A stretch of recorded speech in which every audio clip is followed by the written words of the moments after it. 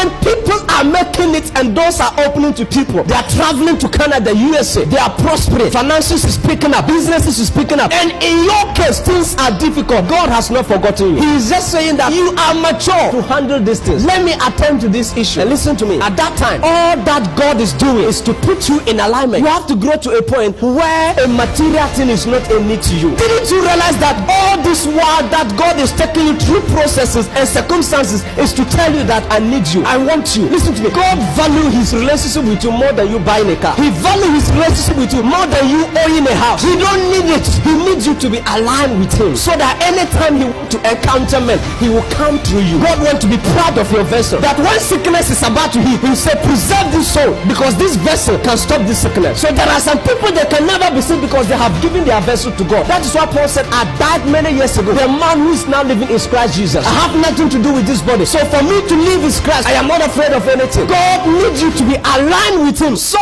that he can use you for whatever he wants to use it for. So the car you are praying for, the prosperity you are looking, God is saying, align yourself. That one is an addition. Until you grow and get to a point where material things will not be a need to you in your Christian walk with God, there is still a class to attend. There is still a level to pass through. That's what I was saying. There are some men of God, until you grow where you shift yourself from ministry to kingdom business. When God is counting people, you can have the largest crowd in the world, he will not mind you. Ministry is different from kingdom business. It's very, very different. To have a large church doesn't guarantee you're heavy. There are some people, they are ministry focused and they love ministry more than God. And if God tells them right now, leave your church and give it to this boy, you say it's not from God. I can't do it. It took me 20 years to build this church. I will not do that. And until you grow, where even when you use the rest of your years building a church, when you are about to die, God will say, step down, give the church, hand everything over. This ministry is now a family thing. You hand over to your son when you are about to die. That is what calls it ministry. But until we shift it from ministry to kingdom, we will never fulfill and we will never touch the heart of the Father. The reason why men of God are fighting other men of God is because they are into ministry. If you are into kingdom, you will never fight a colleague man of God, because when your eyes are open and you see the cripple are being raised, the deaf are hearing, people are prophesying, yet the society is in darkness. So which means we don't need anointing to deliver them. We need to be kingdom focused and we need authority to set them free, not anointing. Listen to me. We have to change our focus from ministry to kingdom business, else God will ignore. That's why I said there's a revival hitting the land, and this revival is hitting this earth. Don't be somebody will use his anointing to do example on. Be the one. Align yourself very well, because all that God is doing is to make sure you align yourself, and God will continue trying over and over until you learn. He can bring disease on the bed, bedridden for years, to align you.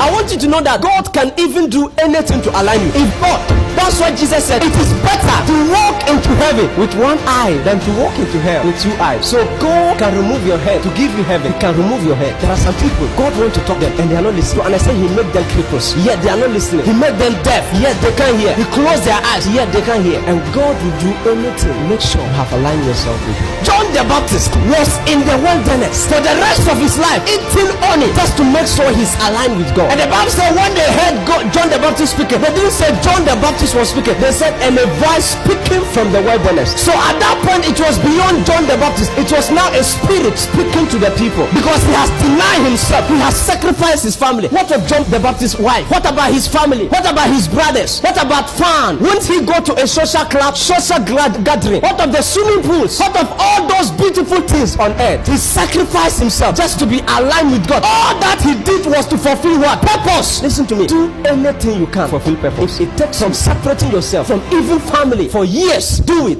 to fulfill purpose. Any man who fulfill purpose at age 25 and die is better than a man who live 300 years without fulfilling purpose. It's better. My grandfather, no one knows him for anything. Kwame Nkrumah, everybody knows him for freedom. My grandfather has lived more. They couldn't even extract the year. There's some say 120, some say 130. But I always say the man has not left something. If it is giving birth, everyone can give birth. There is something you should do that the world will never forget you. If your legacy is within your family, then there's no legacy. That is family. Legacy is what goes beyond family, what goes beyond community, and what goes beyond a camp. That is legacy. If what you are living is children, you are a disgrace to God. If you are preaching about giving birth, somebody will stand up and say, how many children do your father have? And I'll say 10. Say, sit down. My father has 50. Another person will stand and say, my father has 100. Somebody will stand and say, my father has 200. So it will be like that. At the end of the day, there will not be a sermon. But when you're talking about Christ, every believer, every spirit, every man with mouth, ears, can hear and can see, must keep quiet. Because the Bible says, and God gave him a name above all other names, that at the mention of the name Jesus, every knee must bow and every tongue shall confess that Jesus is Lord. There is something in that name. That is somebody who has fulfilled purpose.